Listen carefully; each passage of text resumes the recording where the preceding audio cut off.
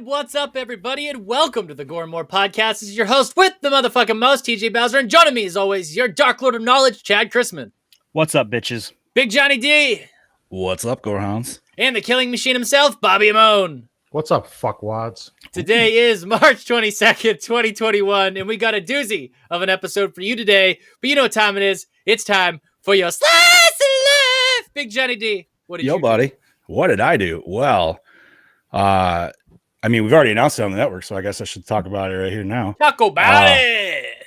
So, I, myself, and the beloved Brody Kane from Project Louder, from this show, as well as Lights, Camera, Exploitation, we're going to be bringing you a new little thing for Project Louder, a nice little mini-series called Fatality, an MK retrospective.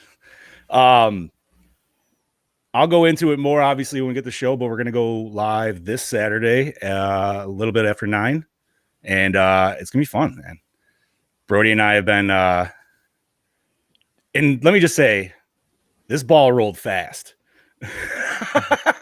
It literally started with one quick idea, to which I talked to Boss Man, and it came back, and voila, was born. So, yeah, it's going to be fucking fun. Other than that, I got this awesome poster because I got to give shout outs to Corey Kaufman at Cabin 13. He made this bad boy for us, and I love it, dude. It's a work of art. It's a work of art. I love it so much. I got a fucking t-shirt of it too. We have t-shirts of that now? So I have an unofficial Project Louder fucking fatality shirt. Motherfuckers making bootlegs. Listen, until Corey, if you watch this, we all need one, please. Listen, until she is on the website with the other ones, listen. I'll give him royalties. I'll promote the fuck out of him. I don't give a shit. I'll kiss his ass. I will cuddle with him at night. I don't give a shit, dude. Like, fuck. I can't even. We need to get so the individual sprites in like a circle, so it can be in the middle, and then I can have fatality above it. Yes, everybody can have individualized shirts. That'd be better, dude. That would be. Ooh, I like it. That way, he doesn't have to go through and make them all at once. He can do them at his leisure. Yep. No, dude. Listen, if Corey wants to start printing them out, bro, I literally will just start throwing them Biden bucks, man. Like, I don't give a shit. Don't even. Yeah, like, seriously. Right? Fuck it, dude. It's so good. And I know Brody's he's trying his best to get what he can get because he wants the poster now and shit too. But other than that, I enjoyed the lovely weather this weekend. Went to the big local mall. It's about 40 minutes away. We went on Saturday because we were taking the daughter to the Disney store, right? And I figured, nice day, nobody would kind of be at the mall. Nope, I was fucking wrong on that shit, dude. There was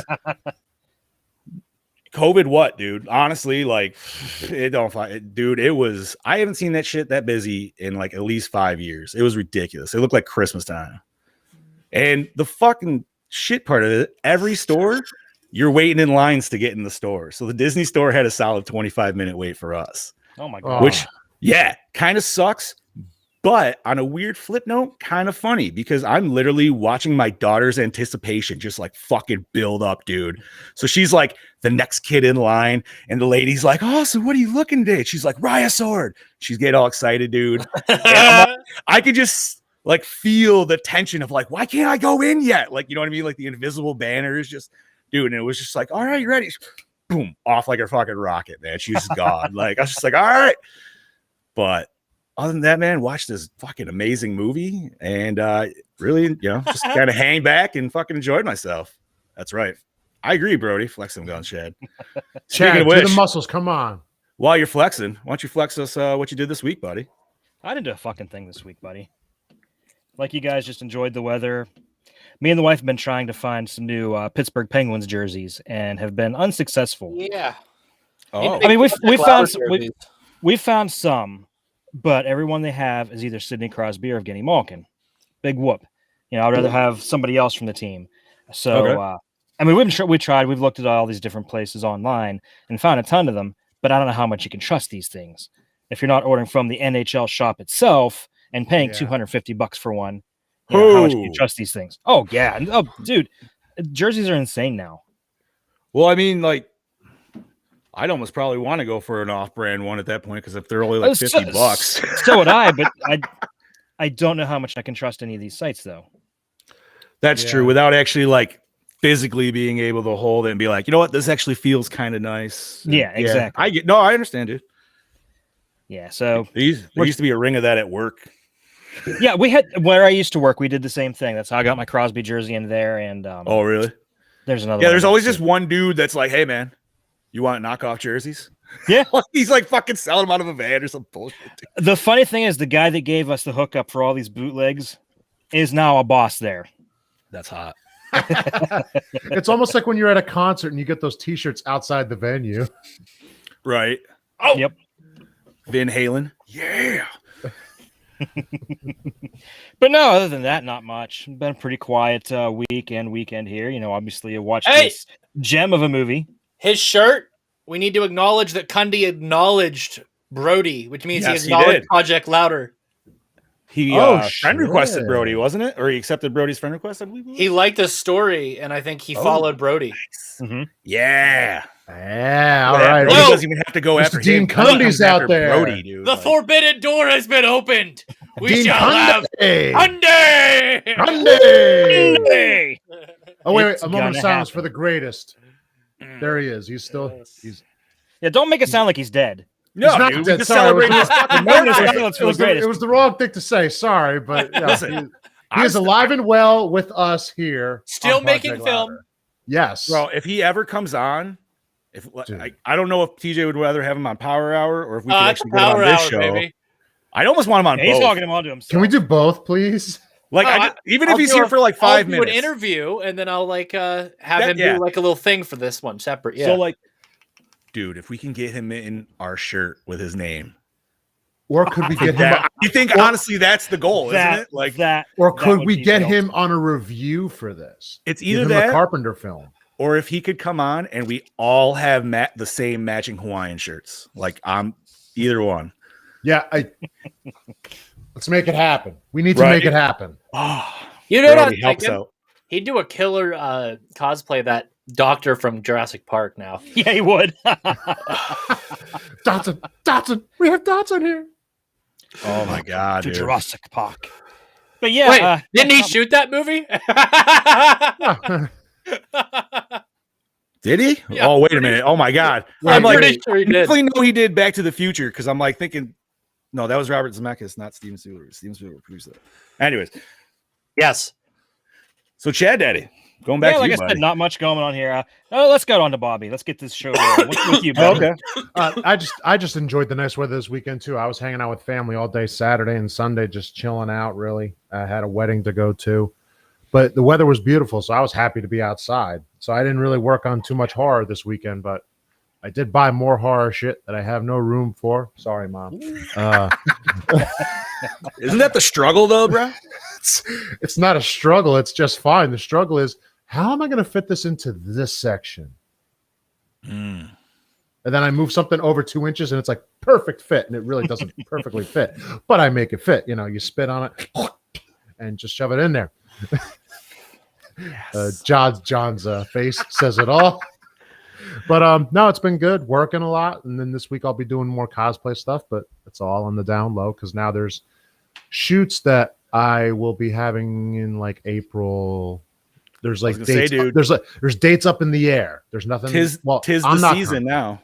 I'm not concreting anything yet because one cosplay is probably not going to be ready, and that's Jason, but it actually isn't meant to be ready. I'm not rushing it to get it ready for something like in a month. I'd rather have it done when I want it done. That's fair. So like Michael will be around, but I'm going to see about a new mask. Terminator will be ready, so I'm trying to get in shape for that and everything. So slowly but surely. So hopefully things, once April hits, more will happen. Are you going to try to hit that Monster Mania outside event? Isn't that like that's May? That's May. I'm going to try. They just announced it today. We'll see, because I might be working weekends a little bit then. So we'll see. If not, the next show, whenever. I mean, they say August, but we'll see what happens. But, you know, I'm going. When it's there, I will be there. So, boss man, what about you, Mr. Bigfoot? Well, I say every week. Podcast here, podcast there. Podcast everywhere. Recorded a new episode of Lights, Camera, Exploitation, which dropped this morning at 7:30 a.m. Eastern Standard Time. And it's on 2015's Green Room, featuring not Jean-Luc Picard, but it does feature Patrick Stewart. I only say that because he plays a character that makes you very uncomfortable, and it's cool. Really? Yeah. I have yet to see it, but I heard great things. Yeah, it's a pretty interesting film. It's a great movie. I'm not the nicest to it, but the other boys are. Mainly because I went into it expecting something other than what we got. That's mainly Brody's fault, and I will continue to blame him for it. Well, you don't want to give too away because obviously I want to listen to the new episode. So. Yes, absolutely. And then next week we are doing Dario Argento's first film, The Bird with the Crystal Plumage. Ooh. And I've been so excited. I already finished notes a week ahead of time. Nice. you know you're like into it, dude, when you're just like, I'm excited to do notes. Yes. That's how I felt this weekend, dude. Same. I did my stuff a couple days ahead. Yep. Did MK's dude a week ahead. I was like, fuck it, I don't give a shit. I did them once for this ahead. Love it. Fucking A. Came up with a bunch of weird ideas for new content for Project Louder. I shared some of those in the chat with you guys. Just random shit. But wait, it's how gonna did I miss fun. that? the pizza thing? Oh, dude, that sounds awesome. And that sounds like it'd be a good like interchangeable host show, I feel. Oh yeah. And yes. How did I miss all this? that was just one sentence. Yeah. And then I know you and I discussed another one. What was the other one? You and I discussed J&J's. Okay. Yes. Because you brought that up. Yes. Which, to let everybody know, that is still happening. We just came up with something that's going to be really cool. Yeah, we're reformatting it a little bit because our original format, it's too time consuming, I feel, for the Okay. It will allow us, this new format will allow us to co-op play games while creating podcasts and let's plays almost. Yeah. Yeah, because we could have like multiple video feeds of ourselves, the game, audio. It's going to be cool. It's the way I have things set up and planned. If it works well, if we can pull it off, it's going to be a treat. But you know what else is going to be a treat? This week's episode, which is 1990s. Night of the Living Dead, directed by Tom Savini. You know him as the effects god, the Lord of Illusions himself, who's also done Dawn of the Dead, From Dusk Till Dawn. I mean, everything else that's ever haunted you in your nightmares. Written by the legendary Yinzer God of Horror, George A. Romero. Fuck yeah. He did the other Dawn of the Dead, Day of the Dead, and all the other of the Deads. All delicious Deads. Yeah. Produced by John A. Russo and Russell Striner.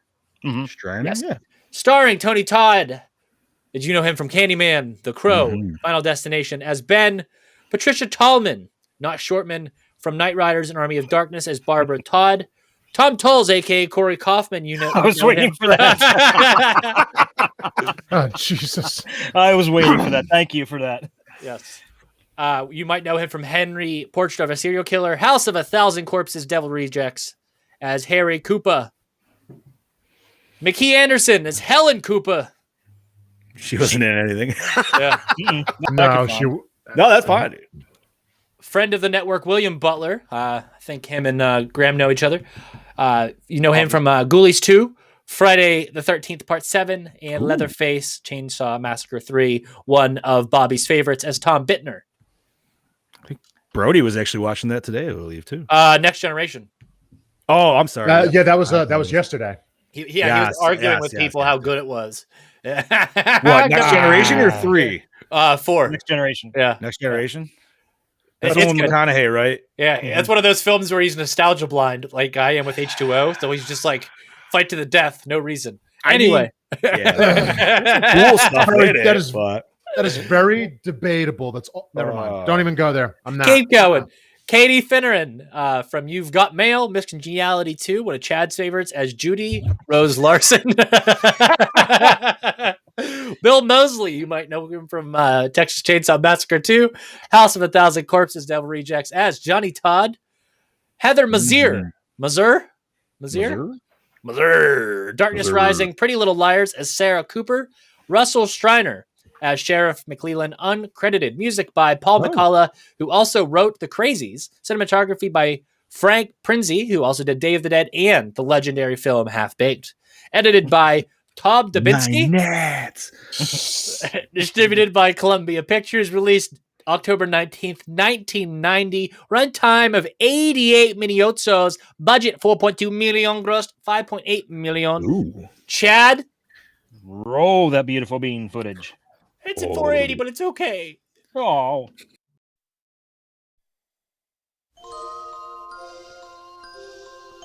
They came to pay their respects. They're coming to get you, Barbara. Why do you have to be so cruel? What? Show some respect.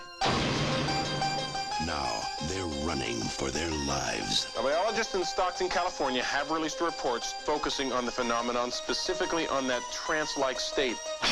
Every shelter is becoming a trap. Are you sure we're gonna be all right?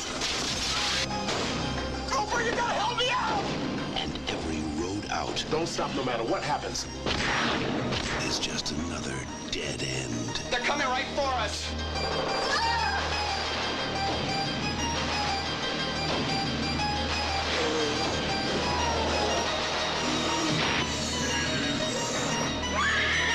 George Romero's Night of the Living Dead.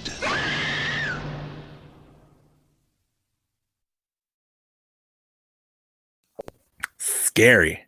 That is a perfect trailer. Where's Bobby? Bobby's gone away. That's what I'm saying. Bobby, refresh. Jump at Jehoshaphat. John, what happened to your in your room there? It's all soaky all of a sudden. It's weird. Well, it's a ghost. That's strange. It's a fucking ghost. ghost. Put that fire out. We need you. Hurry. So if you guys don't mind, can I read this one? Absolutely, dude. That's your pick. Do it. Okay, so a cunning remake of George A. Romero's black and white zombie classic, Night of the Living Dead, is a taut and terrifying return to the macabre scene of mayhem and dismemberment, where the recently deceased begin rising from the grave as flesh-hungry zombies. Fleeing from the legion of limping undead, a small group of survivors, comprised of Barbara, Ben, and Harry, hole up in a remote farmhouse and prepare for a bloody onslaught. As the marauding zombies surround the house, tensions between the survivors flare up. Desperate to do anything to survive the hideous battle that is before them, what will they do to make it through the night that the dead come back to life? Bobby's back. Bobby! I'm here. Sorry, I was having some issues before, so I was messing around. You're fine. It's all good. It's all good. We're good. We're good. We're here. All right. So, shall we hear from the DKB before we discuss? It wouldn't be an episode. It wouldn't be an episode if we didn't. Correct. Yeah, here goes. G'day, my mateys. It is I, your DKB, here, back for another motherfucking episode of Gore, and this week I'm here to talk to you about Tom Savini's Night of the Living Dead. Let me just start off by saying the balls on Tom Savini. I mean, you've got to have big cojones to fucking remake the OG, the Godfather zombie film of all time, Night of the Living fucking Dead, and succeed. He succeeded. I think this is one of the better horror remakes I've ever seen. Bruce. It's fantastic. It's balls to the walls. It's pedal to the metal from the word go. I mean, we get a zombie 3 minutes in, and we go on this journey and we're on the edge of our seat till the end credits. I mean, it just does not let down. It's fantastic. Now, I will talk about location. I never talk about location on the show. So, yes, we do have our cemetery, but I'm going to talk about the farmhouse. The exterior of the farmhouse has got a beautiful landscape about it, and it just shows you how really isolated they are. And you go from that transition from the exterior to the interior, and the shadow play just creates the shadow play from the cinematography and the lighting and all that stuff creates that gothic presence, And Savini does this little thing in one of his scenes where a zombie sort of just comes from nowhere earlier in the film. So throughout the rest of the film, as the night grows darker, you're led to believe that there's just, in each scene where there's dark corners, there's a zombie there, just keeps you on your toes, keeps you on your feet.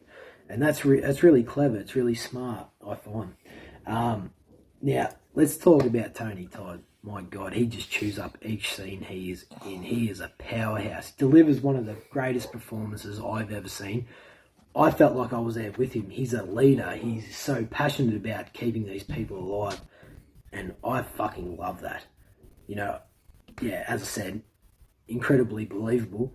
But it's not only that, it's the emotions on his face where he cries, but he's so emotionless when he cries, and it's just all these things happening at once, and you're like, my God, how did I not see that in the previous viewing? And, you know, there's always something new that you'll find in this film when you go back to watch it, and that's another thing that I really love.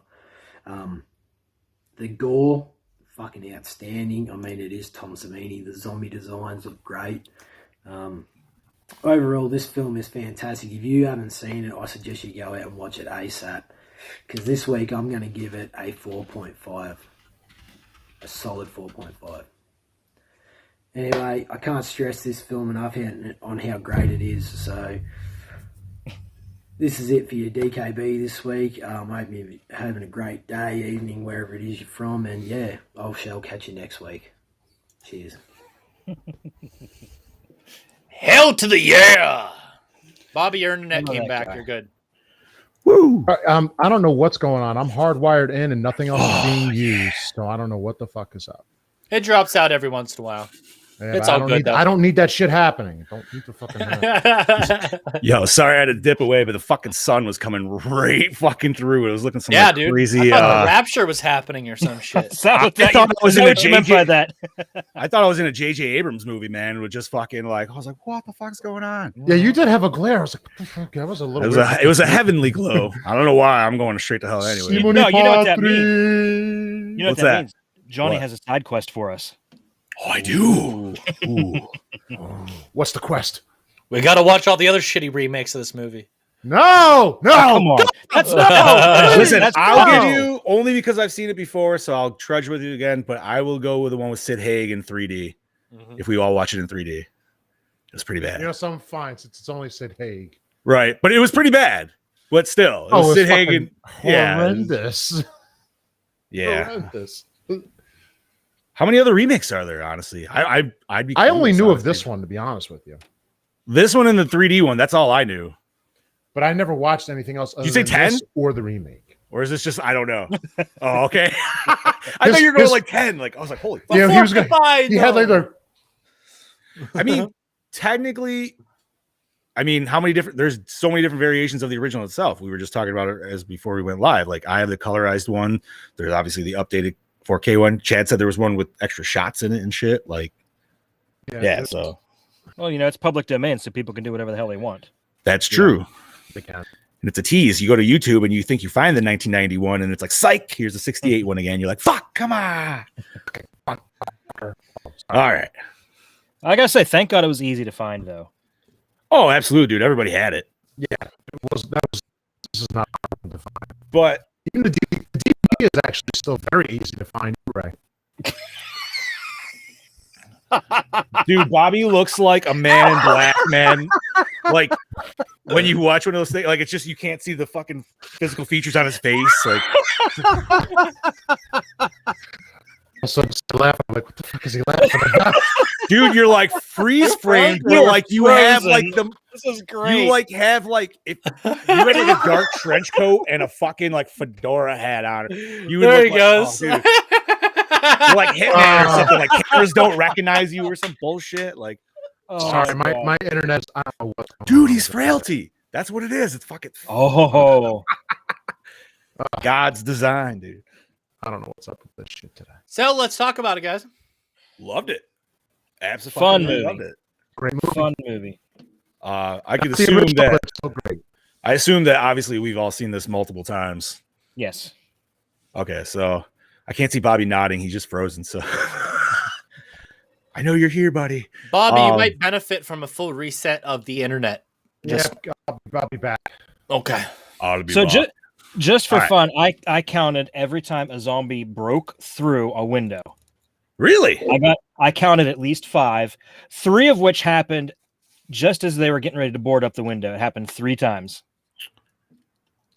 And that includes like them grabbing her at the end and then switching to him? when like he's like, "Give me that gun." No, I didn't count that one. Oh, ooh, aha! And would that count as 2, or is that still the same one? Because you know what, I'd have to almost double it because it shows them all spilling into the house afterwards. I love that, dude. I love it in the original, and I love it in this. Like that is what that like. Only it's just people dressed as zombies just walking into a house. But for some reason, just that like it does it for me. Like I'm just like, yes. It was so great because Steph's sitting there watching it with me, and the scene where they go up to the gas pump. Yes, and he realizes it's the wrong key. My wife's like, "Is he gonna break the lock?" I'm like, "Nope, he's gonna do something way dumber." Yeah, dude, what a satisfying moment when he finally gets his. Oh yeah. Like you're waiting for that the whole fucking time. You know what I mean? Like, and then it's just like, yep, thank you, Tom Savini. Like, I gotta say, dude, I feel like he was probably the perfect choice to direct this. Oh yeah, but he wasn't the first choice. But it was his first film directorial debut, so you know, I mean, what he did a show before that. What the hell was in the early 80s, he like directed like 3 episodes of some bullshit. But yeah, dude, like for a first time, man, and for being an FX guy, like obviously you knew the FX were gonna be great. Have you guys seen the X-rated scenes that got taken out? No. So I'm surprised they haven't added them in by today's standards, honestly, because I don't feel like with what I saw, it wouldn't be rated X anymore. I could be wrong, but you can watch them on YouTube. But the thing is, there's no sound on them because of the copyrights and bullshit.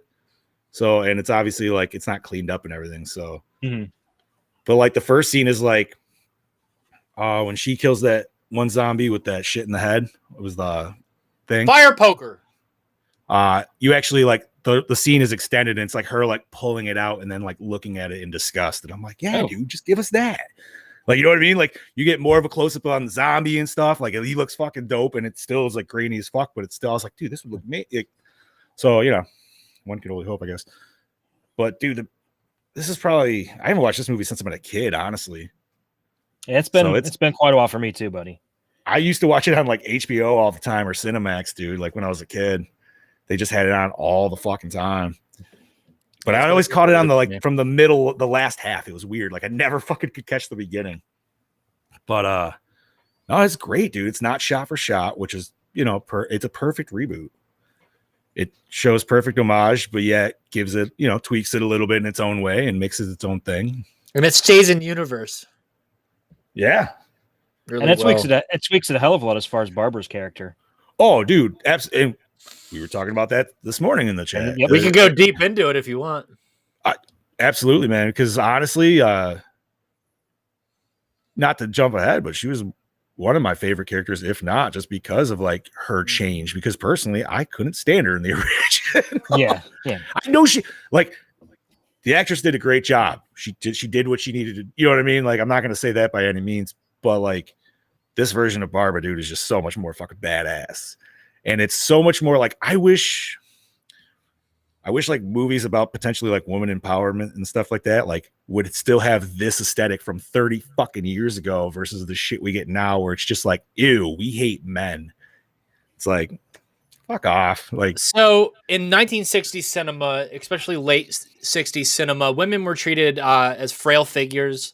They weren't looked at as they were in more modern films, especially in 1990. Right. Ellen Ripley kind of really made that very popular, the whole strong woman character archetype. And you see that resonate really like a lot with this version of Barbara. So I think that the version of Barbara we see in the 1968 film is that of the current times that the film was made and that what was the trend of films of that era, rather than flash forward to 1990 where films of that era were more driving stronger women characters, final girls that fight back and survive and kind of have this badass attitude, where you see Barbara in the 1968 version be more frail, be more panicky, more shy in situations, more the opposite end of the coin. So you can say that one performance is better than the other, but it's more of like an opinion at this point because one was portrayed a completely different way than the other. I think because the characters were written differently for the different versions of the film. No. I'm not saying like either one did a bad job. I'm just saying I prefer the 90s version of Barbara just because she's a ginger. She rocks absolutely, the short hair and well, you like that type of film better. You like that that type of character better. Yeah, like I said, the Ellen Ripley character. Listen, I love the original because, dude, it's a classic, but it's such a still a tense movie when you're watching it, man. Mm-hmm. Like, holy fuck, dude! Like, it's still like every time I watch most of Barbara's dread comes from her face, right? In that film, and I don't like, and this might be a little bit too, however you look at it, but I like how much of a badass she is that like she doesn't fucking miss a shot. You know what I mean, dude? Like she's straight up sharpshooting these motherfuckers, and it's great. Cause like, one thing was like, I didn't know if she was trained or anything like that. You know what I mean? But at the same time, like, I don't fucking give a shit, dude. It's an awesome addition, I would say. She was definitely a better shot than Harry Cooper was. That dude wasn't hitting fucking He modernized the movie. Yeah. Like he modernized the film for us. And I didn't even realize this. I just noticed a pretty powerful bit of symbolism in the movie. I just realized when we start talking about Barbara's characters, what happens, what she does as soon as she starts taking charge. Mm-hmm. Did you notice what she did? She took off her skirt and put her pants on. Pants on. Yep. She's wearing the pants. And that's when she was rocking the bellet. Because she definitely kind of had a little bit of the Ellen Ripley look, to which I'll go with, just because she obviously had the white like beater a little bit. Yes. But yeah, man. What's up, Luis?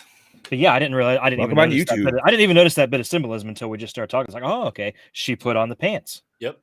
Yeah, dude. Just it's a great movie, man. Like I would love to watch it again right now. Yay! There he is. But Steve. I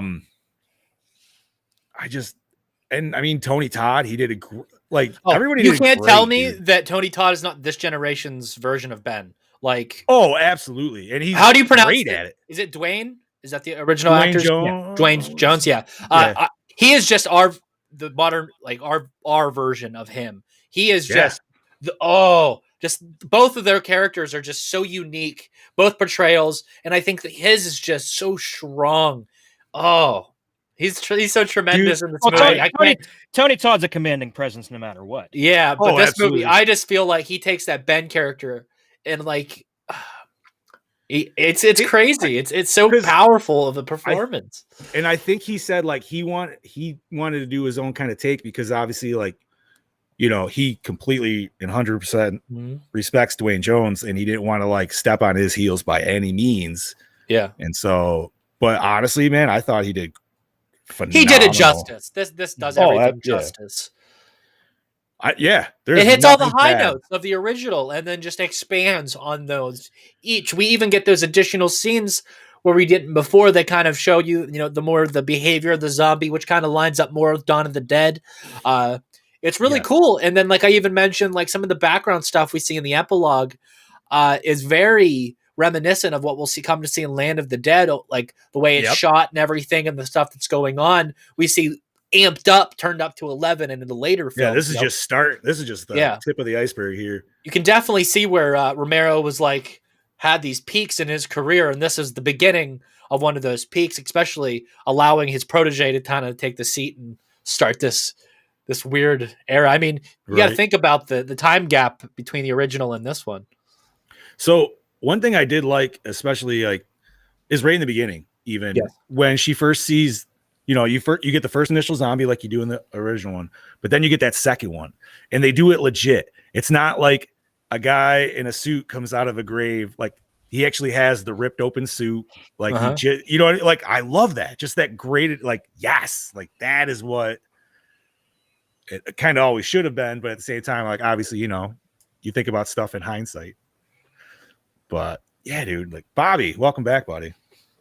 I'm back. Sorry. We are good to go now. Good. All right. I'll say you look nice and clear. Sound good. It's fucking internet. So we're still discussing it, buddy. So let us know your thoughts. Well, obviously, I do love this movie. I mean, it's not the original. I'll give it that, but it is a great remake, and I don't say that often about remakes. Fair. I think Savini did a wonderful job on this.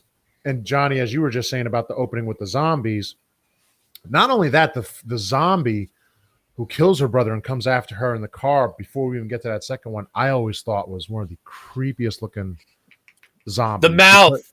The mouth and the eyes too, because that the advertisement for this film when I saw it like on DVDs was that zombie almost looking like it was going to take a chomp out of her head. And I always gave that creepy image. So I always found this movie to be very campy and creepy in a good way. So Savini really did a wonderful job on it. And he also didn't take away what the original brought forward when it came out all those years ago. In fact, it brought it a little more to light, I think. Nice. So yeah, I love it for the remake it is. I still love the original, but for this is a good remake. This is the only remake I knew about until recently. I only wish that this movie got the appreciation it really deserved when it first came out. And I remember when it first came out, and it bombed. It was not a big success. Why? Like, it's a great '90s movie, dude. Like, horror didn't do good in the '90s. What's that? Horror didn't do good in the '90s. Horror was definitely weird in the early '90s. That's true. Yeah. There's always like every time we review one in that time era, there's always that weird aesthetic of it. And was zombies hot going into the '90s? Really? Not that I would say probably your zombies tipped off towards the end of the Night of Living Dead, or the Living Dead series, whatever. Yep. Yeah. When this came out, we're still dealing with the tail end of the Nightmare on Elm Street and the Friday. We got Return of the Living Dead in '93, but that was direct to video, not theatrical. That was the third one. That was the third one. Yeah. Mm-hmm. Yeah. So just to show you, they weren't releasing theatrical; they were all doing your sequels via video at this point. So not only that, I know a lot of people who like the original didn't really like this. I guess I'd probably safe to say we're probably some of the fewer, with not a few purists, But yeah, I say, dude, you'd have to be hardcore, be like, no, the original is it, and that's it. Like, yeah. You'd be a snob. You'd have to be a horror snob. I love the original. I do love this. It doesn't top the original, but I love it for what it is. It's a great movie. It stands on its own. Yes, it does. Especially for a special effects man directing it. Definitely. And also, I will say this, for a special effects man directing it, it's not overloaded with it. No. Again, everything's... It was. A lot of it got cut out. Yeah, he'll talk about that. Okay. I did not know that. So yes, I want to see this. Yeah, I know that. I did see once that there was a scene where that one zombie that she shoots multiple times to prove that it'll keep coming when you shoot it. There's a scenes where there's like extended blood and shit for that thing. Did you see that, John? It was all about rating. Yeah. Yeah. I didn't get to that scene. I didn't finish watching it. It was only like 4 minutes. I only watched like the first couple, but just to see like what it was like. But yeah, Bobby, you missed it. I was telling on YouTube, you can watch the parts that were cut out because they were going to label them with an X. And so obviously he had to edit for their R. Sounds like Chainsaw 3. But I personally feel the stuff that I saw in comparison to like what we get nowadays, it would totally be okay for an R. Oh, yeah. Even you can, again, like I just said with Chainsaw 3, the stuff they cut out would today be no problem for an R. So I'm sure for this, it would have been no issue at all. And I got to just tap on Scuba Steve's comment there about the video stores, because when you guys were talking about the direct-to-video, I don't know about you, but man, that takes me back, because that was one of my favorite things, was just literally checking out covers at the fucking VHS store, dude, man, like going through the horror section and shit, be like, what? You got to remember, at that time, things were much more viable to release things video-wise. But I'm just saying, like, the crazy artwork and shit, dude, like, it was just awesome to see that, man. Like, especially, like, a different time, a simpler time. One can say a better time. Yeah. I miss old arcades and old, I'm pulling up the deleted stuff on YouTube. Yeah, buddy. Quick. You know, it's funny you mentioned that, Johnny, because me and the wife were at one of the old malls that I used to go to in my youth Friday night. And, of course, it's dead. There's hardly any stores there. And I told my wife how sad it was. I'm like, I can remember, that store up there that's empty. That used to be a National Record Mart. And KB Toys used to be there. And Aladdin's Castle was down there. I'm like, this place was booming. You had an Aladdin's Castle? We had an Aladdin's Castle. Yeah, dude. Oh, man. And then we I'm never walking had around, one of those clothes, but and I was walking around thinking like, I really want to watch Chopping Mall. Right, dude, that movie was definitely nostalgic hard for me. Raja Portman. It's such a great movie. I love that movie so much that immediately after we reviewed it, I had to order the damn thing. Oh, you Best drawn video. Yep, I'm gonna have to do that too. Very nice. So I don't know about you, gentlemen, but I'm ready to take a peek behind Chad's curtain. I want to let's go hear behind the what's curtain. uncut stuff, please. Lift up that sexy robe. First off, Chili Billy, Bill Cardilli, appears as a reporter in both the 68 version and the remake. What? Say that again? Yeah, Chili Billy, he's a local horror host. Okay. He hosts the Chili Theater in Pittsburgh. And his daughter, Lori, is the main character of Day of the Dead, which we'll be watching, later on this year. Fuck yeah. So yeah, really? Billy Cardilli. Yep. He was the dude in the on the black and white newscast, I'm assuming? Mm-hmm. Okay. Yep. All right. At one point in the film, a female zombie can be seen walking through a field with the house in the background.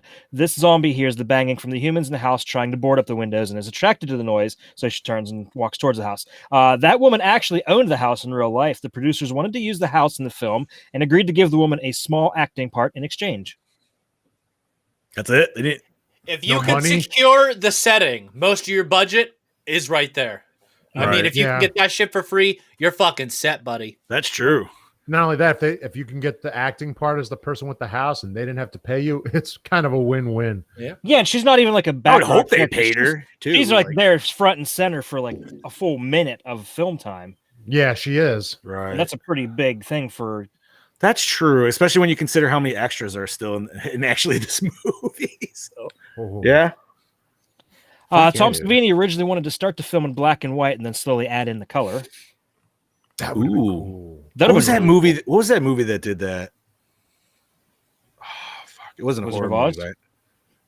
No. Well, no, it was the one where yes. Well, no, you're not wrong. Technically, yes. But that was not the one I was thinking of. It was the one where like when they start like going against the grain and then they all of a sudden like become colorized. Oh, don't one of the Pleasantville Streets? Oh, yeah. Right. Pleasantville. Yeah. Well, one of the Nightmares did do that too. I think that wasn't that 4? Super Freddy. 5. Yeah, so 5. Yeah. Fuck yeah, dude. The less said about that film, the better. Don't be hating. Nah, it's not. Wrong. It's my least favorite of the Nightmare films. No, that's fair.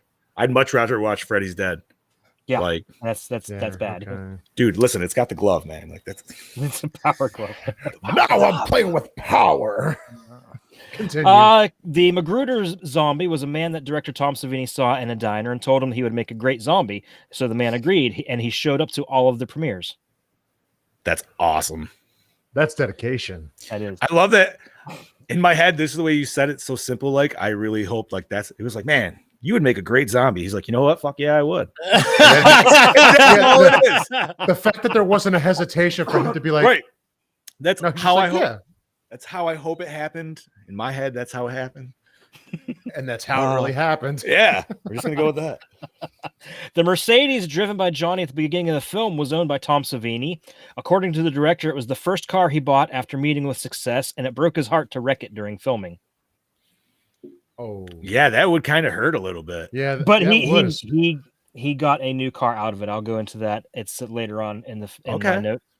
Columbia Pictures, who distributed this film, nearly distributed the original Night of the Living Dead in 1968. They requested of the original that the producers change the bleak ending to a more upbeat ending before they distributed it. When the filmmakers refused to make the requested changes, Columbia decided to pass. No shit. Oh, interesting. In an interview with Cinefantastique, during the film's production, director Tom Savini mentioned the possibility of including a shooting star over the horizon at the beginning of the film. It wouldn't be specified whether it was a satellite or a meteor, but would have been an homage to the Venus probe theory behind the Living Dead in the original film, an idea that was completely dropped by Romero in favor of a more ambiguity in the next film. The idea never made it to the screen, unfortunately. But that was even mentioned in this. That would have been a cool nod. Yeah, that would have been nice. But that was mentioned in the movie too, when the reporter's going on about the possible origins of the zombie outbreak. Oh yeah, dude. He was going like, and he says organisms from space, but then he says, and the CDC says that is absolutely preposterous. Yeah, he was even starting to laugh when he started saying something. I'm pretty sure that's canon to the franchise, though. Correct? The Venus probe. The other things from space causing the virus. That's what I thought too. It is. So that's like the legit. That's It's something come from space. I still didn't know if it was in theory form, like that just was happening. Whenever you look on all the stuff at the timeline, that's how it all starts. That's what I thought too. Yeah. I mean, I'm fine with that. That would have been cool to have that. That's actually, I like that. Anyway, director Tom Savini has known Patricia Tallman since they went to college together. He chose to cast her because of her strong-willed demeanor. Well, there you go. Fit the role perfectly, literally perfectly. Although I gotta say, she didn't look like she would be old enough to have went to college with Savini. Well, how old? Well, you're talking 90? Yeah. Well, how old? I mean, Savini's looked the same for like 40 fucking years. So true that. That's and true. And Savini went to the war, so he went to college late. So yeah, well, yeah, because he was in Vietnam. So there you go. Russell Streiner, who he produced this, right? Anyhow, he appeared in the original Night of the Living Dead as Johnny, and he appeared as the sheriff in this one. Oh no shit! Oh, well, that's awesome. Tom Savini pushed hard with the producers to make Barbara the survivor and an action heroine. So that was all he's doing. Yeah. Thank you, Tom. And yes, it was also his directorial debut. This is the only film in the Living Dead series in which the date of the zombie rising is mentioned, August 23rd, 1989. Oh, that's right. It did say 89. I was not. I honestly was not. It was towards the end. Yep. Lawrence Fishburne and Eric LaSalle both auditioned for the role of Ben. Nah, give it to Todd. So what Fishburne did he look like? I could see Fishburne. He would have just been coming off of Pee-wee's Playhouse, dude. I don't know. He was Cowboy Curtis. I could see him. He probably wouldn't have looked like Cowboy Curtis, but I'm not saying he could. I think he could. Okay, he might have been. Yeah, clean shaven. Yeah. Yeah, maybe. I would still rather have Tony Todd. Yeah. Performance no matter what. Yeah. Like, Tony Todd was. He was intense, but he was also sympathetic. I mean, even that scene where he cries. I felt for him when he pulled out that broken cigarette, man. Like, fuck, and then he found the fucking that is such keys. a fuck moment, dude. Right there. No, the worst is when he finds sitting and he finds the fucking key and he just starts laughing. He's like, that's like, tight. yeah. Okay, so going a little off topic, not really off topic, but the whole scene where he's talking to Barbara right after they get into the farmhouse and he's telling her all the things he's seen, about all the zombies in the back of the truck and everything. Did anybody else get a Jaws vibe off of that? Like Quint's story about the USS Indianapolis? Yes, I thought the same thing. I'm like, he's got a lot of shit already, and like this all just started.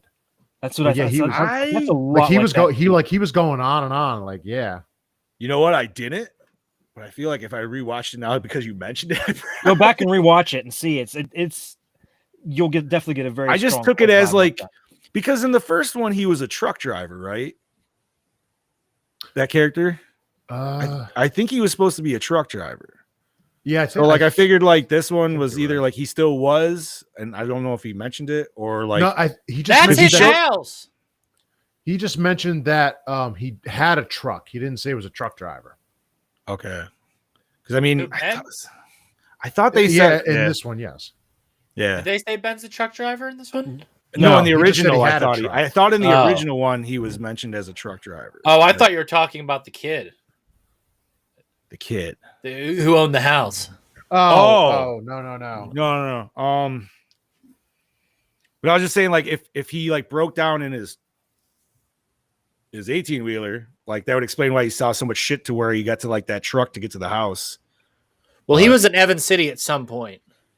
Yeah, that's true. He said that was a war zone. Yeah. So he was fleeing from there because he was on the outskirts. So we could get a full prequel of just him instead, like leading into him, like logistically. That even though it's not Hollywood logistics, because the way that they entered the cemetery is all fucky.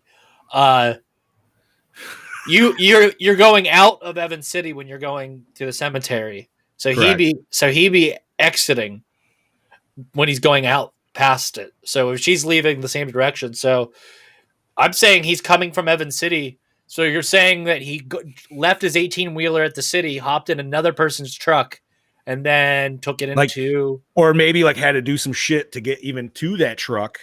Okay. And then he gets in the truck and gets, dude, like you could lead into this whole movie with a whole nother movie of like him trying to escape that city. Or TJ, you've been there.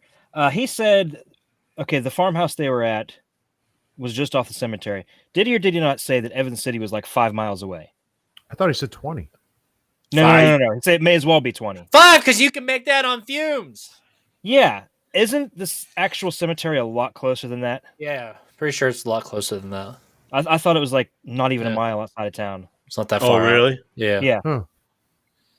I could be wrong. Live there, so we don't know. It's not that far. It's been a long time since I've been to Evans City. Yeah. I just have to take the pan shots of farmland and guess that it's out there. So. Yeah. It's funny because the entrance that they do it is so silly. They do it for a certain way to make it more theatrical, to make it look a lot bigger than it actually is. Hey, but I will say that hill is actually that fucking steep. Where the car rolls down? Yeah. Oh. Road trip.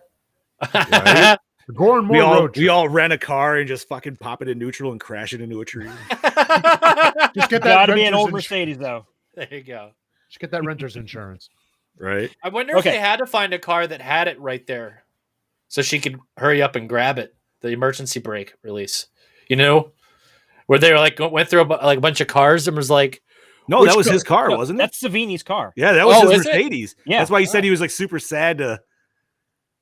I imagine they got that in one take, or at least I would hope.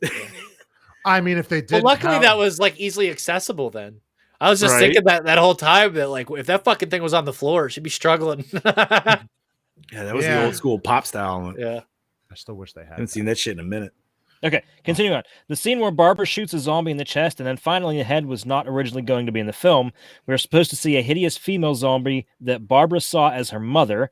Everyone was supposed to tell her to shoot it, and the mother would have looked at Barbara and said, "Where's Johnny, Barbara?" Then turned back into the hideous female zombie, at which point Barbara would finally shoot. Oh, see, that would have been cool. I like the version we got a lot better. Yeah, I like the realism of Romero films. I don't that need would have taken the shit, realism out of it. Yeah. If I want nightmare stuff, I'll go watch an Argento movie. Like if somebody was like, "Hey, we slipped her enough. shrooms halfway through, so now she's on shrooms while fighting zombies." Not write that down. The night of the shroom zombies. They already did bath salt zombies, so it's already been topped. Bath zombies. So there was the original one in Florida. So here's an idea for you. What about a movie where like, so let's say there was like some entity or something that's killing people or anything, but the only way you could see it and fight it is if you were high. So you just had to get super fucking baked, dude, and then all of a sudden, like they would just like come into like you could see them. This would be a horror comedy. I almost want to say that's been done. Like it sounds really familiar. So like just think about it like let's say if it was like a band of us, we were all high, like going to like do our Ghostbuster thing or whatever, like fight whatever the fuck we're gonna go fight. But then like these people are looking out the window and they just see like people like fucking swinging shit out in the middle of the street at nothing. But then it goes back and they're like actually like. I don't know, just thought. Okay, I want to make this now. Could be our horror comedy. Anyway, sorry. Okay, so this goes back to the car. According to the director's commentary, someone sent a copy of the footage of the Mercedes rolling down the hill into the tree to Daimler-Benz, showing the airbag not deploying. They were apparently rewarded with a new car. Oh shit! Really? That's he got his car back. Did he say what he got? The same car was it the same car? Well, I said a new car. Yeah, I was saying new car because this was they the probably car. Got a brand new model. Yeah, this was the car he first bought when he had money. When he first got a little bit of money. So I'm assuming this was. Did they say what year? Is this Dawn of the Dead money? Oh, okay. Okay. Was this Friday 13th money? No, maybe not. No, it'd be Dawn of the Dead money. It'd have to be Dawn of the Dead money. Dawn Dead. Yeah. It's Yinzer money anyway, baby. Damn right. And we got an actual Yinzer in this movie too. The guy was wearing a Steelers hat. Yes, it's Iron great. City shirt. Oh, it's the best. The autopsy zombie at the beginning of the film was not in the original script. That was something that was added by Tom Savini. Thank you, Tom. Very well done. Lovely. Originally rated X by the MPAA, following scenes had to be cut or changed for the R rating. Close up of the fire poker and the head of the first zombie that Barbara killed, that Johnny mentioned. A gory headshot of the Gruder zombie when Barbara shoots him. A bloodier version of the scene where Barbara shoots and kills the bald zombie who tries to enter through the window. Tom blowing off the zombie's head with a shotgun, and Barbara killing another zombie when she takes the gun from the dead cop zombie. Dude, re-release them. Yeah, give us an unrated cut. Come the fuck out. Shout Factory, do something. Somebody it. Yeah, I wonder where this is at, sitting for rights wise. Like if it'd be able to actually happen. Well, I know Twilight Time did a bare bones version of it a couple years ago. Oh, really? Blu-ray release too? I'm assuming. Yeah, it was Blu-ray. Screen Archives on Twilight Time now. Let me. The man who comes to the window after they throw the Gruder zombie out was a cab driver who Savini took a ride from and was hired to transport extras to and from the set during filming. Savini asked him if he wanted to play a zombie in the movie. According to Patricia Tallman, during filming, he briefly stalked her and kept channeling Bill Moseley by repeatedly saying, "I'm going to get you, Barbara," as a joke. Huh. They have it in stock. Full creeper. They do? $25. Ooh. Damn. ScreenArchivesEntertainment.com. Yep. Might have to check that out. I will look later. For tomorrow. Without Romero on set, Savini clashed with the producers who did not allow him to explore his vision for the film. The production was not easy for the director, and he described it as the worst nightmare of his life. Oh. Fuck. Well, fuck. That sucks. Seriously. Still made a great movie from it, but yes, definitely. You never want to hear they had a bad time making it, though. You know what I mean? Like that's common for the producers to just it can happen. Think they run a show. This was Tony Todd's first horror film, by the way. Yeah, he was it really? He was young. That's awesome. Yeah, because I figured he was in something was in the 80s, but I could be wrong. Candyman was 94. That's awesome. Okay, about an hour, 10 minutes into the film, Cooper's standing in front of a picture of a U.S. Navy ship. The picture is of the infamous USS Eldridge, which was reported to have been part of the 1943 Philadelphia experiment involving cloaking the ship to make it invisible. This is largely considered to be a hoax, but the legend of the Eldridge has lived on, and its place in the film hints at paranormal developments. Yes. Oh, that fucking thing happened. That's a movie too. Mm-hmm. Is it really? What's the name of the movie? Philadelphia Experiment. Oh, well then. Yeah, look it up sometime. There's some supposedly really weird shit that happened with the Philadelphia Experiment. Yeah, so the government was messing with time travel, and they supposedly No. It wasn't time travel. It was they were just trying to cloak the ship. They were trying to make it. Well, that was one thing. They worked on a few different things at the. Well, anyway, they tried to do something with this ship, cloak it, teleport it, or something, and the ship disappeared and then appeared somewhere else, and all the crew were supposed to be fused to the hull and shit. Didn't they find it in Russia? No, it was like Virginia. Or no, it was out in the harbor. Like, yeah, it was somewhere. It was somewhere in Philadelphia, and then like showed up in Virginia. Yeah, it was like fucking weird. Because whatever base they had, that like supposedly they had one in New York City, and I know what you're talking about. The New York City one was supposedly working on the whole like Stargate theory of like teleporting to a different like place and shit, and supposedly not going that this is like somewhat supernatural shit, but that kind of leads into the whole like he's stealing UFO phenomenon supposedly. Because they said people in New York were fucking up, and if they I had my soundboard and that's why I'd play the X-Files theme right now. Right? Oh, the next week. Perfect. Yeah, that's why there was such a huge like UFO blip in the 50s to the 60s, is because like somebody was fucking with something they shouldn't have, and no, the government would never do that. What? Never, ever. Yo, my grandpa was part of the Tahiti Society. I trust the government. I trust the government. Oh man, where's my FBI agent? trying to get some more Biden bucks there, are you, buddy? Okay, continuing on. The scene at the end of the film where several zombies are lynched from a tree and shot at was in fact scripted for the original 1968 film, but cut out because of the racial tensions gripping the country at the time. The scene plays homage to that scene.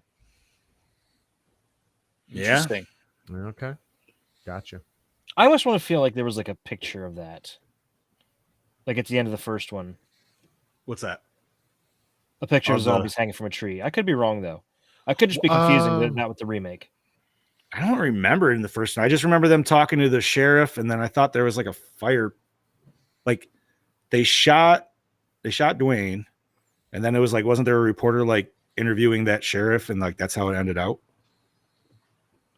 Probably. I don't know. It's been a minute too. Yeah. Since I've watched like I said, I thought it might have. Yeah. Okay. Head to YouTube. Free. Okay, and finally, Savini was initially hired to perform the special effects, but was persuaded to direct by Romero. Savini was drawn to the remake because he was unavailable to do the special effects on the original. Yep. Here's your second chance, kid. And that is all I got, gentlemen. Oh, shit. Okay. Big Johnny D, what you got for me? So as much as I said earlier, I do love Barbara, and I do. How the fuck did she shoot so well without even wearing her glasses? You know, that's a good question because she couldn't see shit with them. Because I'm just saying, like, if they were reading and the wife and I had this discussion, I'm like, if they're reading glasses, she only would need them for reading, so she probably wouldn't have had them on the whole time at the cemetery. So, and she didn't need them to drive because she wasn't driving. Nope. So they're not driving glasses. But dude, once she takes those off and puts her pants on, maybe it's the pants. Maybe that's all it is, dude. Maybe the pants gives you a straighter shot. Like, you know, you don't have that wind blowing up, giving you a little cool air. Well, out of everybody in that house, she definitely wore the pants. Right. Let's see here. So, what party games would you take place in the jamboree at the end there? Oh, the zombie pit. That looks fun. Oh, I would be like fucking channeling the bull, putting my head in front of him. Like, come on. I think that would be the most fun. Like, you know what I mean? Like, that's one where you're betting money on because money doesn't mean shit anymore at that point. No, exactly. I don't know. I think it'd be fun to shoot the zombies hanging from the trees. I mean, that goes over after you're tired, after like wrestling with a zombie or something like that. Because you're just trying to shoot them. You're not trying to shoot them in the head. You're just having fun with them. Right. No, you know what would be fun? I just thought of one. Zombie baseball. And by that, you have a zombie that somehow runs at the batter and he whacks the head off. Let's see how far that baby goes. and you make bets on how far it goes. Zombie baseball. All right. I gotta say, like, I love the whole pan of that scene, and there's that one random food truck in the back. Like, I don't know who that dude is, but that dude saw an opportunity and fucking took it, and I want to know his story. The hot sausage guy, yeah. Yeah. Like, who the fuck showed up with the hot sausage truck, dude? But he was just like, you know what, man? People are gonna be fucking hungry after killing all these zombies, so let's fucking. And you know something? Like, he made a killing. Literally. Dude, yeah. And then, that other thing was a food truck, too. The thing they were leaning on when she was like, hey, you guys having fun? And they're like, bro. Yeah, because like I saw, like that was like the old school food truck where they had like cigarettes and shit on it, dude. Yeah, and the one in the background is the one you see at like the local fire department. Or like at the small carnival or some bullshit, dude. Like, but it was just perfect. Like whoever that dude was, he's like, he knows when opportunity knocks. You got to just jump. He's like, there's a zombie apocalypse. Other than that, man, unless you guys got any questions, I think I'm good, dude. Like this is it's pretty cut and dry. Anything else I think would be looking way too crazy into it. I would say this is pretty straightforward zombie film. Any zombies out there, TJ? I saw you looking. Goddamn neighbor kids. Is it that little shit again? My lawn. I promised myself I wouldn't get mad over it anymore. But you know, I'm full on Mr. Wilson at this point. So yeah. Well, listen, remember, you know you got backup right here. Just give me a call. Those kids will never be found. Just like you said in the chat about those fucking shoes. Somebody steps on them, you know. Right. Here, Bob, here's $20. Make them go away. Listen, where'd they go? They'll never find them. Dude, those shoes are mint. I'd be so scared of getting them dirty. Right? Like those are in, like you said, like indoor. Like I'm wearing those on carpet. Yep. And only inside. Did you actually buy those? Yeah. Yeah, those are the. They were $120 a piece when I got them. That's not bad. The orange and blue ones, man. I fucking love those ones, dude. Don't take them anywhere. I checked back 20 minutes after I bought them, and they were gone in my size. So what did the Chitara ones look like? They're so cool. They got like the cheetah print on the tongue and like halfway on the top, and they got the orange stripe and stuff. They're very girly. The orange, dude. Like, when I first saw those pictures, I'm like, oh, those are cool. Then I look back, I'm like, wait, that's his house. Oh yeah, dude. When did you tell me you were ordering those? That was a few days ago, wasn't it? Like, yep. Yeah, man. Those are awesome. I fucking love Thundercats. I saw that collaboration. You got to get it. And then Super 7 announced a whole line of Ultimate figures, and then they're releasing the Thunder Tank, and it's 4 times the size of the Kenner one. It's like the Jabba sail barge, but for Thundercats fans. Did they? And you said what? $4.99? Yeah, it's $4.50. $4.50. $4.50. And the Ultimates are $50 a piece. Yeah, they're pricey. But when I say Ultimates, you take your NECA figures and you take it up a notch. Yeah.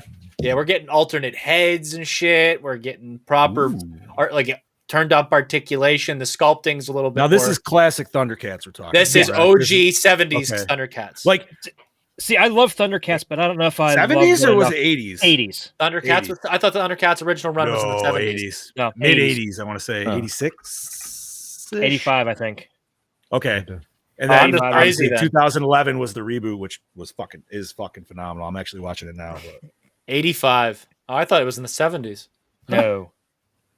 85 to 89 was the original.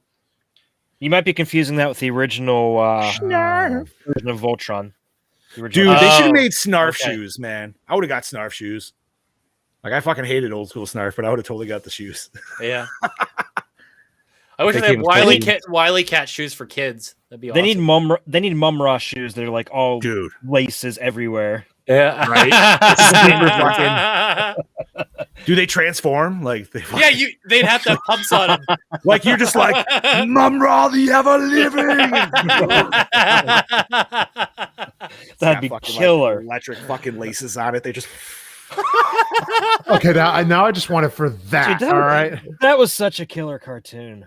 Fuck yeah, dude. That's okay. Dude, like I said, 2011 definitely does homage to it. Yeah, perfectly. The only thing I didn't like about that I remember is they were all from the same planet. Yeah, like there was no Thundera blowing up. Well, no, there was Thundera. They already settled on Earth. It was a totally kind of different backstory. Like Thundera already was fucked, and then the surviving Thundercats came to. They Earth cut out the important parts, Chad. Yeah, they were like, get to the fucking action, damn it! Like, they're like, Lion-O's already a teen, and he's gonna stay that age. He doesn't miraculously become like a man because his capsule fucks up. Like, it's like, yeah, that works. All right.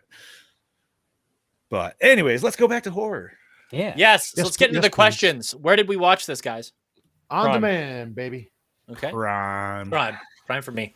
Yeah. It was good. I'd like to see a company. I think maybe. Yeah, I'd like to see a company go through and clean up all the little film tears and stuff I saw. It's a little dirty at times. Yeah. But that's some stuff I saw. Douche of the movie.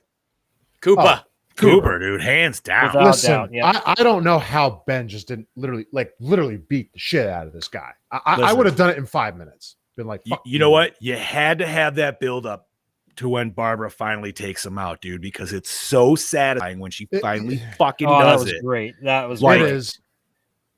It is. It's sad because obviously you're gonna see Ben's state, but that just makes it so much more like, okay, thank you.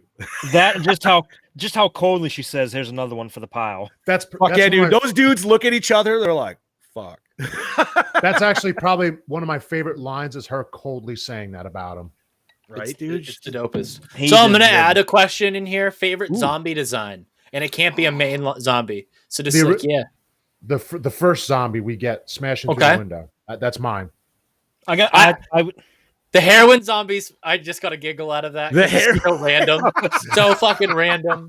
I know, dude. But they fit Had to made it perfectly. prevalent, dude. Like it was just, I don't know, it's just the thing. I would say the autopsy zombie because of the realism of it. Yeah, I'm gonna have to agree with Chad. That was definitely my favorite, just because. Did you notice whenever Ben first comes out, there's a zombie that immediately darts in the fucking house?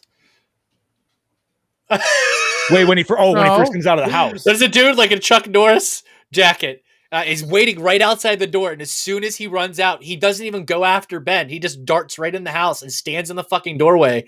Doesn't go in the whole way. The door's wide open. He runs right into the doorway and just stops and just starts flailing his arm. It's so funny. I didn't even notice. Is this right on the main porch? Like as soon as Ben goes out with the torch, he fucking. And this is the scene where he like goes out and then he fucking like literally like takes on 100 zombies. Just okay, yeah. Now I got to go back and watch. There's like a full denim guy, just like, okay, I don't know what to do. Act like a zombie. I don't think I'm supposed to go in the house, but act like you can. It looks like a video game. Then it's always great to see. Like really watch every little like side character's person, like just to see how they're acting and like what they decide to do. Because every zombie movie's like that with the extras. They're just like, all right, do your fucking thing. You know what I mean? Like have fun with it, make it look real. Yeah. Okay, since we're going along this route, I thought the one weirdest scene of the one zombie was when it went up to the kid's uncle's corpse. And it picks up the hand and it just starts waving it around. Just starts flaring around. And then the other, isn't it the heroin zombie that steals it from him? I think so, but like all the other zombies are eating it. He's just like waving it around. He's like bizarre. Wait, I can do it. You can. Yeah. Oh shit. Okay, so maybe the extra they had playing that zombie was legit just so drunk and fucked up that he didn't know what he was doing. Potentially right. He was looking pretty loose. Fucking A, dude. Favorite kill? Think of any... Yeah. Oh, you didn't answer, John? No. I agree. Okay. Mine was with Chad because I love the autopsy zombie. I was just trying to think of any random like other ones, dude, that like stood out. But you have to go back through it, dude. It's a gold mine. It's such a gold mine. Hey, wait a minute. What about the nude zombie we get with the nice ass coming in there? Listen, that's just total homage to the OG one, man. Because that's like a Texas Chainsaw shot of nude butt. Right in front of the house. It's just like oh yeah, Mamba. It's like necrophilia. Oh my god! Jesus Christ! Had to go there. Oh fuck! So guys, best scene. No, we didn't. Oh, favorite kill. Oh, I'm gonna have to go with Cooper, dude, just because it was the most satisfying. It was very satisfying. Like it was just it's not the most over the top kill, but I gotta go. As satisfying as that was, I love the 2-for explosion at the fucking gas pump because that guy was such a dumbass. Yeah. That was good. That effect was fucking awesome. Yeah, I'll agree with Chad on that because there was. I mean, for me, there's not too many kills to really pick, so I'll go with Chad on that with the explosion at the gas pump. The X-rated version of that zombie getting shot a fuck ton of times is pretty cool. I will have to watch that after this. I'll have to watch that. Yeah. I remember seeing it in like a featurette or something on the DVD. And they show that like the footage of the extra blood and stuff, and it's pretty cool. Somebody knocking. No, I heard that too. It might have been at my house. I apologize, John. Now's not the time. Best scene. It's that ghost again. Yeah, that smoky ghost. Best scene. It's ectoplasm. Best scene. I'm gonna answer first. I'm gonna say the whole scene that made me think of the Quint scene from Jaws. Okay. I'm gonna go with. Go ahead. No, you. There's a shot. So this is like my shot / scene. It's an exterior shot of the house, and it's them removing bodies from the house, and it's from the woods. It just felt super eerie to me. So you know what I'm talking about? Ben and Barbara are taking the bodies that they killed inside the house and pulling them out the back door. Mm-hmm. So it's a shot from the exterior of the woods looking at the side of the house at the back door, but it's kind of like off to the left. So it's like if somebody was chilling in the woods looking at the house, and you see the light, the back porch light the scene, and you just see them carrying dead bodies and throwing them out of the house. Is that, and mistake me if I'm wrong, isn't it like you're essentially watching it from a zombie point of view? Because doesn't it like flip around and you see one essentially where the camera was? I'm not sure. Yeah. I think you're right, Johnny. I think you're right. God damn it, I'm just gonna have to rewatch it again, dude. I just think that one shot is just so fantastic and such a cool idea. I think a lot of stuff like that is in this film, but I'll talk about that later. Favorite scene. God damn it, dude. It's a tie between Tony Todd literally just fucking fisticuffing like 50 zombies. That was great. He's just fucking rolling around and I'm just thinking like how much fun that scene must have been for him. Like, all right, everybody, Tony Todd's just gonna roll through here and he's just gonna push the fuck out of you. So just kind of roll with it. Just have fun with it. And that's what he did, dude. Like, it was great. But nobody's considering it's like, hey, Tony Todd, this is your first horror movie? Yeah. You're gonna play the most iconic black man in horror history. Right? Right. Okay, John, I just had a funny thought. Okay, the scene that you're just describing, but replace Tony Todd with Michael Jai White as Black Dynamite. Oh! Yes. I thought you were just going to say something simple like throw in Benny Hill music or something, which I would have accepted as well. But okay, that would have just been hilarious. Black Dynamite fighting zombies. You could have done Pootie Tang and hit people with belts. Oh my fucking god, Pootie Tang! I have not seen that shit since like fucking high school, dude. Holy fuck! This is our version of Pootie Tang. Goddamn zombies coming right. I feel like we need to review Pootie Tang for a one-off, dude. Well, dude, that's why I'm saying we need to do a different show where we just review the most random fucking things that don't fit into anything else. Dude, like with Pootie Tang, like Pootie Tang to me, like for some reason would go on like a weird tangent of like, yo, after that you would need to watch like Kung Pao, and then like just fucking, I don't know, man. I don't know why like those two I put together. Okay, if this ever comes together, we do another show with random movies. The very first movie we watch has to be Orgasmo. Oh yes, absolutely, dude. Oh my god. Not the Umberto Lenzi movie on Orgasmo. No. We're gonna go with the creative. Not the Italian, yes. We got to do the spaghetti western. The Hills Run Red. Oh my god. Yes. It's I prefer this one. I don't know if I want this is a one. way. I didn't understand how did they reboot this from there? That's a weird spin-off. DJ, you totally should have watched that and then just be completely lost when we did the horror one. How many times has that would have been so funny? We haven't done that in a while, but that was with the that was all our demon movies. Yeah, that was just. That's a fucking. I still think about that, dude. I'm like, God damn, dude. There's that's where he made the meme where she got the Rona, but she wanted D. You know. So opening scene. Yes. Oh god, great opening scene. Oh yeah, totally hooked in. Not even a question. Yeah, sold. It's perfect. Hottest girl, hottest guy. I'm gonna go with Cooper's wife and Ben. Yeah, I thought that too. I bet you. Cooper's wife had this whole MILF thing going on. Yes, she did. Like, you were way too hot for like this version of Tom Tolles. Yeah. She deserves the which totally explains why he's such an asshole to her, because obviously like that's how he keeps her in her thumb. But Tony Todd, obviously. I mean, definitely Tony Todd for sure. He also has like the most bitchiest slap ever. Yeah, he did. And she's like, oh, he hit me. Yeah, that was a slap. Like, seriously? You know what, man? I'm gonna have to go with Badass Barbara at the end, dude. Yeah, I will agree with Johnny on that as Barbara. Again, she has that Ellen Ripley hotness. Yeah, I think that's it. Yeah.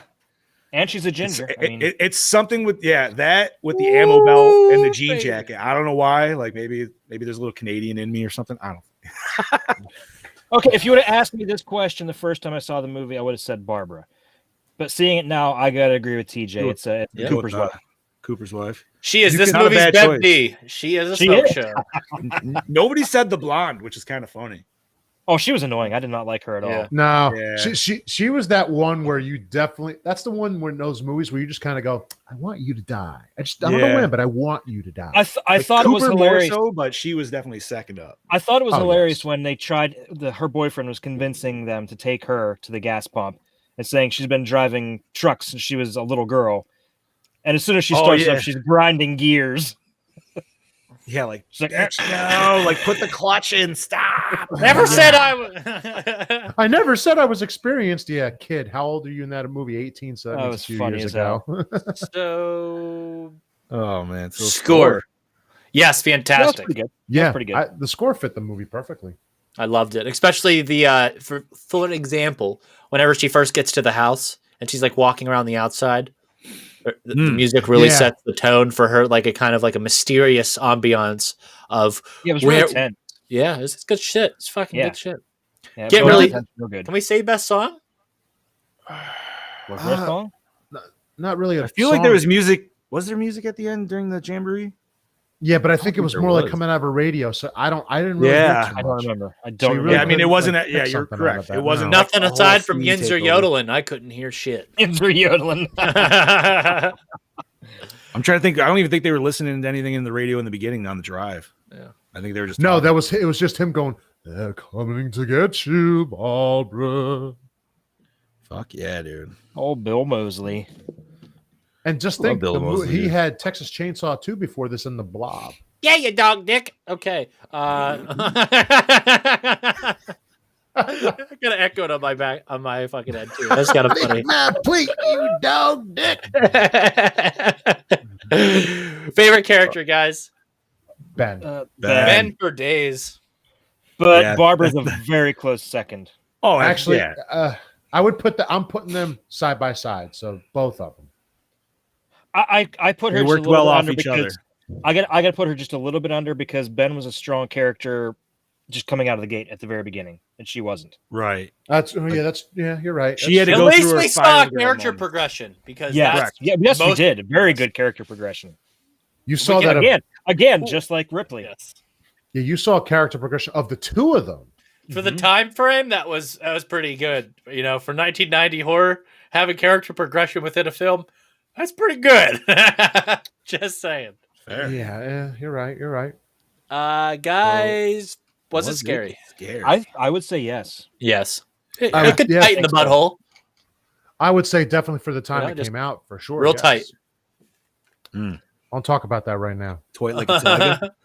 Toy like a tiger. Does it hold up today? Yeah, I think it does. Absolutely. Oh yeah. Just give me those extra cuts that got taken out. Dude, the original holds up today. What you talk about? Very true. Right? All of Romero's movies do. Like, did we need a reboot or remake? No. But did it do a good job? Wait, of one? Here's a question: did we need one, or did Tom Savini need a chance to prove himself? And there we go. I'm fine with that. Unfortunately, he really didn't get a chance to prove himself because of all the interference from the producers. But that's their problem. But I think the fact that he was given this opportunity is just cool in and of itself, and that this exists. Yeah, but he's only directed I really wish we could have seen his vision. True. He directed what? Like this was his first, and I think he directed like 2 movies, and like that's kind of. Did he do Knight Riders? No. No, Romero movie. I don't believe so. He did the stunts on that movie. Seems like he did a lot of the stunts on Romero's movies. Oh, of course. But yeah, hold up today. Absolutely. Yeah, certainly. You could literally watch the original and this and still be like, both amazing. Oh yeah. Well, yeah. Oh, Tales from the Dark Side. He did 3 episodes of. Thank you, sir. That's what it was. And then in theater 2011 on the Theater Bazaar, he did the segment Wet Dreams. And then most recently, oh my God, he's involved in the Nightmares. He's directing the Nightmare City remake. What? No shit. Chad? Umberto. Speaking of Umberto Lenzi. Which one? What's Nightmare City? Is that no? What am I thinking? I'm thinking of Dark City. Chad. I'm thinking of Dark City, I think. It wasn't bad, but it had such a really cool premise that I don't feel like it lived up to. Well, hopefully it can now. You're gonna find out soon enough, that's for sure. Yes. All right. Okay. Does it hold up today? Oh yes, we already said that. Acting was fantastic. I think we all unanimously agree. For Tony Todd's first horror film, the man was on fire. Oh yeah, dude. I mean, the same could be said about Robert Englund's first film. Oh. Well, yeah, he was. Literally. Mm-hmm. Did my camera just die? Yes, it did. Oh, you did. Oh shit. Uh-oh. Edge cam. Well, it wouldn't be a shit show without it. Every time I see that, dude, I just see edge cam. Like it just puts. That's a different perspective cam then. Oh yeah, this is a corner angle. That is some harsh lighting there. Are you edging it out there, buddy boy? Edging it out, huh? Having an edge job? That's better. Yeah. Yeah. Okay, keep going. So we all said acting was great. So we are on cinematography, gentlemen. TJ. So, did we like the cinematography? I think that Bobby, you have anything you want to say? I thought the film was very well lit. It wasn't over the top, and even the nighttime, because I have it on, it's perfectly lit. There's not too much saturation with colors. Mm-hmm. It's like perfect for this. You want to talk about a good scene that kind of captures all of this? Go for it. There's a pan shot where we see a zombie walking behind like lattice work and like some vines. And we see the light. Oh yeah. Coming from, and we see it, and I believe it's actually the zombie that she stabs with the in the beginning, it was the same one. So we see that shot, and it's nighttime. But like Bobby said, the lighting, it's and lit, the way it's just the camera placement is just so unique. It's so fun.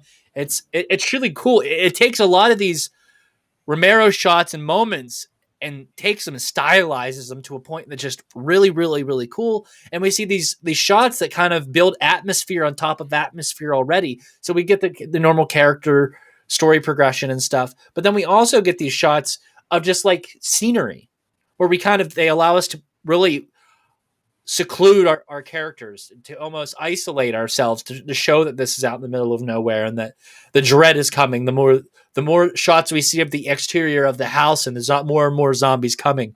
I think that this movie just does such a good job of just building upon the original film and just making it better. It's expansive. That's the word of the day, is expansive. Yeah. Very nice. All Very right. nice. I guess I will agree with that, TJ. This movie really made you feel isolated in a very well done farm setting. Mm-hmm. Sure, they did it well. Bobby, your internet's stroking out again. You say Bobby froze up a little bit. Your audio was good, but your video froze up a little bit, bud. All right, hold on. Yeah, man. I don't really know if I could add on to anything you guys said. I mean, same. Beautiful. It's a beautiful movie. It's yeah. And with a big old farmhouse, I mean, even in the 90s, I figured farmer might have floodlights everywhere, so it makes sense that he has a lit up yard and shit like that. So yeah. And I think my favorite shot was the car coming down to the tree. Yeah.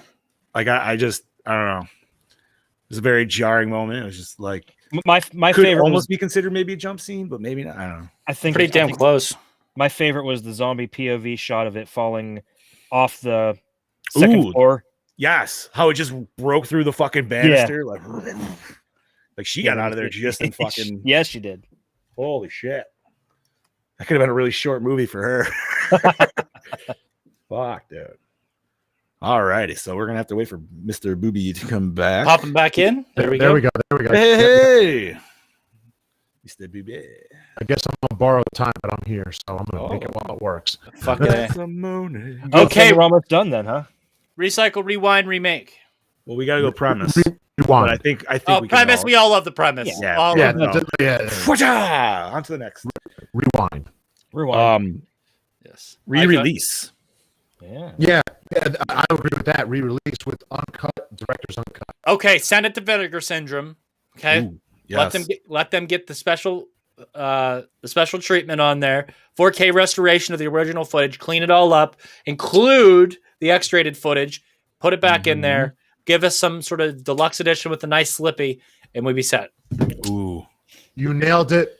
Contact them had to right throw now. in the Slippy there too, huh? Like, Yep. And be sure to contact them through Project Louder. Because I'm saying the original artwork is fantastic, so we want to keep that. Yeah. But I want new artwork with a nice little Slippy so I can have the new artwork. Do you want a textured Slippy or a normal? Oh, it has to be all. If it's vinegar, you stroked out hard, buddy. Yeah, you. Fuck, are we dipping? What the hell's going on? I got better bars right now, so I'm full green here. Yeah, I'm full green. I've been full green the whole time. Yeah, let the kids are using the internet. Yeah. Damn it, Taryn. Damn it. Are we good? Yeah, we're good. So. Okay, let's do a rating. TJ, why don't you go first? Seeing it was your pick, bud. I'm gonna give this a 4.75. Ooh. Chad? That's a bit more ambitious. I'm going to go a solid 4. Bobby? 3.7. And John? I'm going to go 4.3, dude. That is a Gore Moore score of 4.2. Very nice. That's not. I would say that's not bad for one of the good remakes. I'm just trying to think of like what I would score the original, and obviously this would have to be a little under it. That's what I was thinking too. I honestly was going to give the first one. I give it a 5. That's right. So yeah, it's hard to argue with that. We haven't reviewed that one yet, but that's one of those films that I feel like has been done to hell. So, well, we say more? That one we would have to do we'd have to watch all with everybody. Yeah, we could do a watch along with that since it's public domain. Yeah, which we got to do. So we'll give them their reviews as we go. A day when our internet's better. I promise. I don't know what's going on with mine. I'm hardwired. I will have to take care of this. We do have the technology to do a really cool watch along, though. So yeah, we will take care of that. So for next episode, yes, what zombie do we have? Which the Lucio Fulci classic. I love this one. So this is the first zombie, right? Yes. Yeah. Yes. Okay. And we can. This is IE, not I. Yeah, the zombie with an I would be Dawn of the Dead, and if you're going with that series, then this would be Zombie 2. Zombie Flesh Eaters. Yes, it's all. So wait, it has many different titles. So we're going. It's Zombie 2. No, Zombie. Technically, Zombie. Look up Fulci's Zombie or Zombie 79. Yeah, the U.S. title. Yes, it's on Shudder. Okay. Yeah, I saw that. Yeah. Well, all right. So that's what I was going to ask. I was like, where can we find this? Chad and I will be enjoying the 4K from Blue Underground. No, I don't think mine's it's gonna all. get here in time. Wow. Oh, okay. Bro, it's on everything. It's on Hulu, fucking Showtime. Ooh, Amazon subscription. All right, sweet. All right. So it's still saying arriving March 31st. So I think before we call this episode, yes, and because I'm surprised none of us actually brought it up in our slice of life. Here it comes. No, we don't have time. We don't have time for this. We don't have time. DJ's like, we need another 2. We need 4 hours to talk about. Listen, that's a different subject, man. Listen, all I'm going to say is so much better than what the fuck we got back in 2017.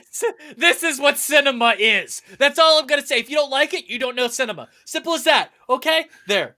Okay? Obviously, I'm not riding it as hard as everybody is, but I definitely enjoyed the fuck out of it. Oh, and anybody that complains that it's in 4:3, you see more to the screen. Why would no? See, that didn't bother me. That did not bother me at all, dude. Like the movie was shot for IMAX, right? So it's naturally set for 4:3 format. We have no problems with bars on the top and bottom, but the moment we put them on the sides, everyone's like, "Oh, we see less." No, actually, we see more from the top and bottom now. To which, in my head, and I don't know if obviously because he was going with the other, but like think about a comic panel, and Chad can definitely agree. Anything comics is going to be close up. You got to have the detail. That's the whole fucking point of the you know what I mean? So anything you have for a pan shot in a comic, it's all blurred and distorted regardless, right? Like because everything's drawn super small, you obviously don't have detail.